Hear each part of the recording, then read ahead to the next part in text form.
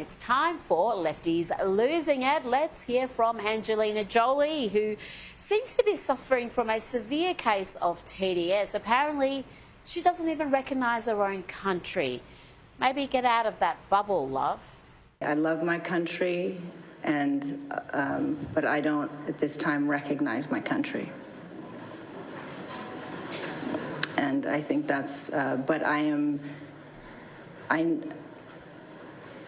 I've always lived internationally. I've always, my family's international, my friends, my life, my worldview is equal, united, international. So anything, anywhere that divides or, of course, limits personal expressions and freedoms and from anyone, I think is very dangerous. Oh, you know what that nonsense is about? It's the whole Jimmy Kimmel saga. But I don't recall Angelina Jolie or any other Hollywood blowhard saying anything when Roseanne was cancelled from her own show, or Gina Carano, a fellow actress, who made a very mainstream comment and saw her career destroyed, or when conservatives from all walks of life have been silenced. But suddenly, Angelina and the rest of Hollywood are concerned about free speech. You know, the very same folks irate about Jimmy Kimmel's little suspension, all those Democrats and commentators. And let's not forget, he was suspended for lying on air and refusing to apologise. The same people irate about that and who suddenly care about the First Amendment were not too concerned when it was their ideological opponents being silenced and deplatformed from the president down. You think we've forgotten this? Shouldn't be banned from one platform and not others for providing misinformation out there. There's no guarantee to free speech on misinformation or hate speech, especially around our democracy. There are Americans who are engaged in this kind of propaganda, whether they should be civilly or even in some cases criminally charged, is something that would be a better deterrent. If people go to only one source and the source they go to is sick and has an agenda and they're putting out disinformation, our First Amendment stands as a major block. It's really hard to govern today. This is a matter of corporate responsibility. Twitter should be held accountable and shut down that site. It is a matter of safety and corporate accountability. The First Amendment is not absolute. It does not protect any single thing anyone says. There are limits, and that's important. And what this committee has been trying to do for the last year and a half is to chill the federal government from monitoring what is going on social media. When you look at what Tucker Carlson and some of these other folks on Fox do, it is very clearly incitement of violence. Very clearly incitement of violence. I believe that when it comes to broadcast television like Fox News, these are subject to federal law, federal regulation in terms of what's allowed on air, what isn't. So my biggest concern is that your view has the First Amendment hamstringing the government in significant ways. And thanks to Tom Elliott for that compilation. And here's another hypocrite to add to the list, The View's Sunny Hostin. She was all for Roseanne being axed, but Jimmy Kimmel is apparently beyond reproach. Our founders drafted the First Amendment specifically to protect the rights of citizens to criticize the government. When you cross that kind of societal norm, you must pay the consequence. Yeah. And firing her was the right thing to do. I'm thrilled that ABC did it. Let's check in with Rachel Maddow, MSNBC anchor Rachel Maddow, and here she is doing a free ad for Antifa and any other leftist group wanting to protest the Trump administration. You may have already heard this, but the organizers of the No Kings rallies, remember the No Kings rallies that happened back in June, those huge protests in June that attracted more than 5 million people across the country, organizers from the No Kings events that happened back then have just now announced the date for the next No Kings demonstrations. They're going to be October 18th. So that's going to be no thrones, no crowns, no kings. Saturday, October 18th. That's about 6 weeks from now.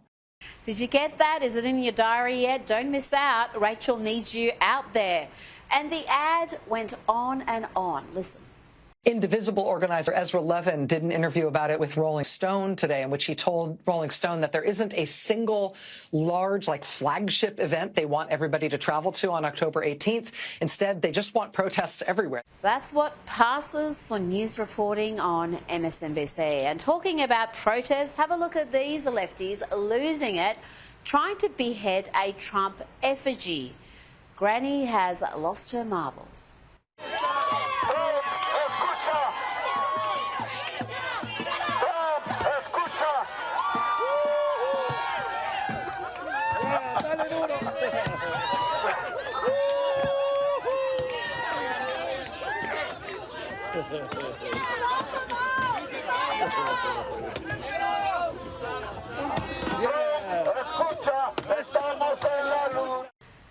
These are the people we need to unify with. No, thank you. Now, here is one way to stop protesters from being pests. Here are some trans activists trying to disrupt a Turning Point event, being drowned out by chants of USA. Fun. USA! USA!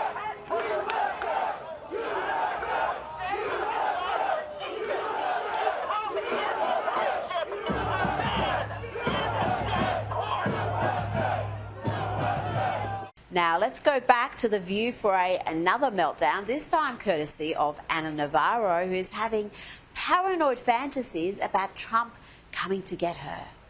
This is what dictators and authoritarians do. It does not matter the ideology. At first, they come for the people with big platforms. At first, they silence the press, but then they come for all of us, because their intent is to scare us into silence and self-censorship. And look at the things that this government has done. They kicked the AP out of the Oval Office for not saying Gulf of America. They cut the funding of NPR and the Corporation for Public Broadcasting. Yes, they did that, Anna, because those organisations were not news sites but leftist propaganda outfits, and they're free to exist, but they do not deserve taxpayer funds. They're not entitled to funding from the US government, but Anna wasn't done yet. The meltdown continues. And I will say to you all, to all of us, look, we have seen tech titans go into the Oval Office. We are seeing media moguls, publishers of newspapers. We are seeing all of them try to make the peace with Donald Trump. A bully always comes back for more. So they need to stand up, and we need to demand the same from ourselves. Now, in the aftermath of Charlie Kirk's assassination, we have seen a real awakening, a call to action with millions proclaiming "We are Charlie" and wanting to continue his incredible work. Well, let's have a look at a man doing just that, visiting university campuses, setting up a table and inviting students, faculty, anyone with a differing view to talk, to debate ideas. But the far left, the unhinged, hateful left, aren't that interested in articulating their positions. They prefer to do this. Right here! Every single one of you I hope you realize that. He's right. Their entire right. Can you condemn? Can you condemn Charlie Kirk? The assassination of Charlie? I don't care. Why don't you care? Why don't you care? Hate every single person around here. Get away from this table. It doesn't matter. Why don't you care? He's right. What matters is us, not them. That is crazy. Hey, get off our table. Get off our table.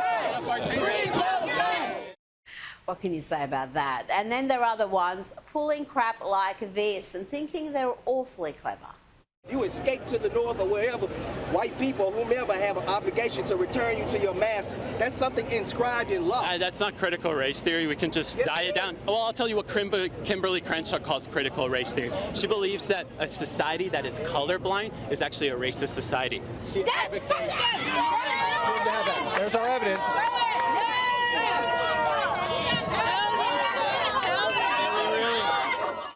Yep, the suspect looks exactly like you expect them to look. Let's bring in the man you saw in that video, David Khait. David, You and your mate Cam Higby are putting yourselves in peril trying to talk to these folks. Why do you do it? Rita, thank you so much for having me on. Honestly, a week ago, 4 fellas got on the call and they decided, hey, listen, we're not going to let terrorists terrorize us on a daily basis on our college campuses, especially after assassinating somebody like Charlie Kirk. We understand that freedom of speech, especially on campuses for conservatives, is non-existent. It's under threat. So regardless of what kind of lunatics we encounter, and as you can see, this is Atlanta, Georgia. It's one of the craziest places that I've been to on a college campus. Regardless of how crazy they are, regardless of how they act, how they treat us, we keep going back and having these conversations with us. And we're not going to treat them the way they treat us. We believe that having civil, tolerant discussions with them may get through some people, not all of them, and definitely not the majority of them.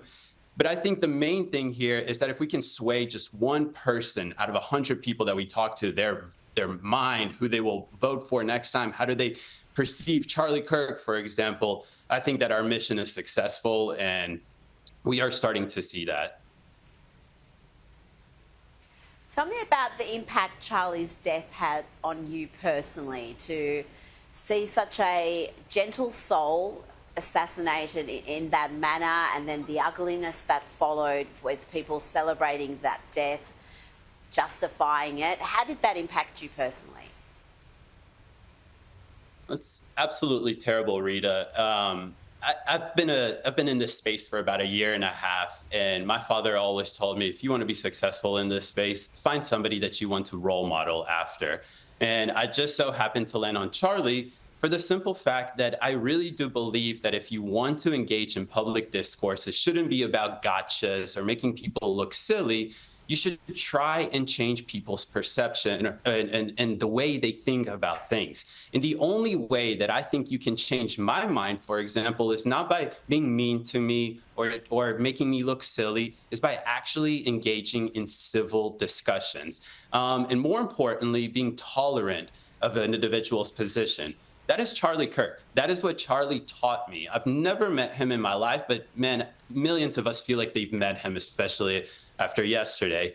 What I've learned and why I truly do love what Charlie's style is, and I call it Charlie style, is because being civil and tolerant of individuals that you disagree with is what America is all about. And I really hope that that is what we continue to go on here, because it's under true threat in America now. It's absolutely crazy. Well, today you were at the University of Tennessee in Knoxville. Let's just have a look at a little of how that went. There are some people who are justified in using violence and other people who don't have that right. Would it be morally acceptable violence. is what we're asking? Like, if you came up with a gun and shot us in the face, like, for our sign, would that be Some people would argue that it'd be morally right to shoot y'all in the face. I think that's crazy. I think that's crazy. If people made the argument that giving a platform to... What do you think about Charlie? There's so many Charlies. Charlie Kirk. There's so many Charlies. Charlie Kirk, who was assassinated behind a table just like this one. I know that's the person that's trending, but Charlie Kirk was a byproduct of people like this. David, I applaud your patience and your civility in not losing your temper, but is there any chance of getting through to people who seem to be so utterly broken? Unfortunately, Rita, with folks like this, I don't think so. But the impact is the people around, right? Kim and I had this discussion on our drive back from the university. This person made himself look terrible and made us look incredible, regardless of what we said. Why? At the end, we wanted to shake their hand. We did. We wanted to shake the individual's hand, and they refused to do so. That's when they told us this entire thing, that they would shoot someone like us in the face and all the other crap that you heard there in the end. It doesn't help them win at all. And the people that may think like they do, or that opposed Cam and I's position, or what we have there, they see that, and nobody can agree with that. as soon as this individual said this, and probably 50% of the people in the crowd didn't agree with us, everyone gasped, said, oh my God, I can't believe he just said that. I don't want to misgender the person, so he, she, but we're still not sure. But unfortunately, we're not really doing this for them, as much as I want to say that we are. It is more likely for a person that is in the crowd that may share a position like they do, but definitely don't agree with the overall rhetoric that they engage in. So perhaps that's what we're aiming for here.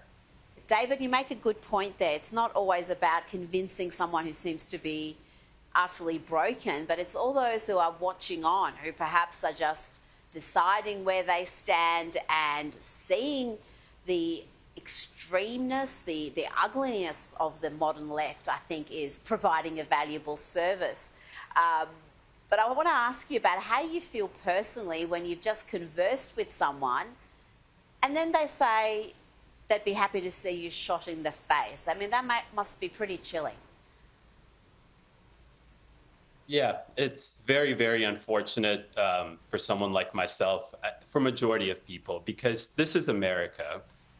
This isn't 2,000 years ago where you disagree with a person and their words hurt you to the point of where you want to go commit a gruesome act of violence.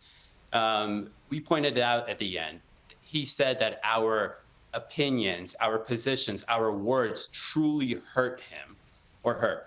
And that's the problem that I have, is that if these people truly believe that my words, my positions, my opinion, I don't have executive authority, I'm not a congressman, I can't enact any policy, that hurts them to the point of where they tell me that because of my words, they want to shoot me in the face. I can't believe that we got to this point in America. And unfortunately, I don't want to place blame on people. I think it's a little too early to do this, but you can't stop thinking about how these people got here in the first place. Have they been radicalized? Are they mentally ill? Is somebody propagating to them something on mainstream media?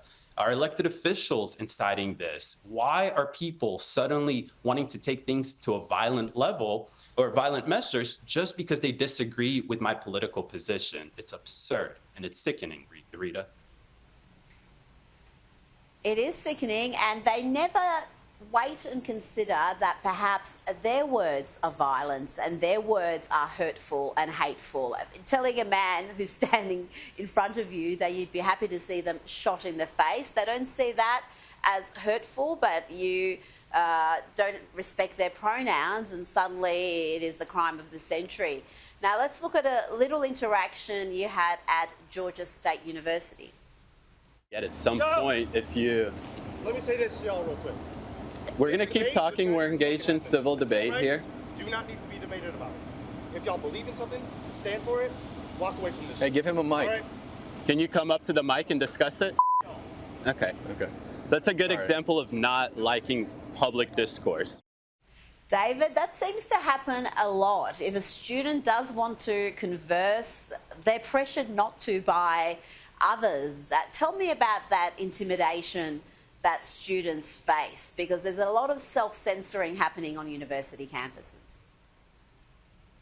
Absolutely. And they do this while calling us fascists, which is the best thing about this. But in this instance, for example, it didn't work out. It simply didn't work out because he said it. If you believe in something, stand for it. He just messed up at the end and said, just walk away. Why would you walk away? We live in America where we have, at least to a degree, the freedom of speech that is given to us in the Constitution, although the government tries to infringe on it a bit. But we live in one of the only places that has this. Europe doesn't even have this. So why would you walk away, especially at a college campus where you're meant to have your ideas challenged by somebody like myself, for example, that is considered radical in majority of these people's eyes, although I'm very center.